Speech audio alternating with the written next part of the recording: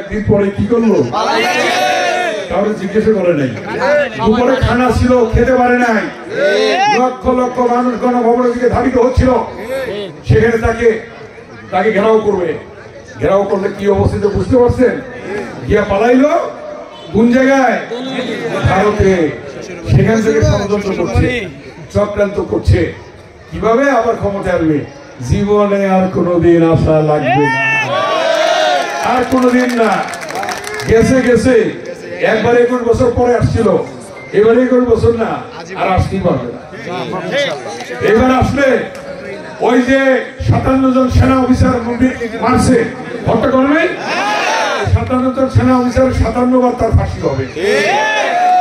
এই যে গণহত্যা, ছাত্র জনতা যে শহীদ হয়েছে, আন্দোলন করছে, এই কেরানীগঞ্জের তারানগরে রিয়াজ শহীদ হয়েছে, এই রিয়াজের বিচার হবে না?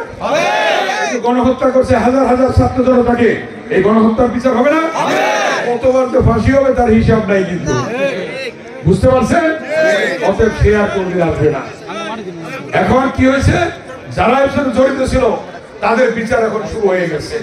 ট্রাইব্যুনালে বিচার শুরু হয়েছে না? বিচার হবে। এই 15 বছর তারেক রহমানের নেতৃত্বে আন্দোলন হয়েছে। এই 15 বছরে আমাকে 11 বার জেলে দিয়েছে। এই 15 বছরে 11 বার আমি জেলে গেছি। এখানে আপনাদের অনেকেই জেল খাটছেন, মামলা খাইছেন, মিথ্যে মামলা। সর্বশেষ যেদিন হাসিনার পতন হইল, তারপরের দিন আমরা ছাড়া পাইলাম জেলখানার থেকে। মনে আছে আপনাদের? আল্লাহ তাআলা কি না করতে পারে? আল্লাহ তাআলা সব করতে পারে। অতএব যারা জুলুম করবে, অত্যাচার করবে, নির্যাতন করবে মানুষের উপর, আল্লাহ কখনো তাদের ক্ষমা করবে না, ক্ষমা করতে পারে না। তাই এখন সময় এসেছে আপনার প্রস্তুতি নিন। সামনে ইলেকশন হবে এবং দেশ নায়ক তারেক রহমানের নেতৃত্বে 16 বছর আন্দোলন হয়েছে।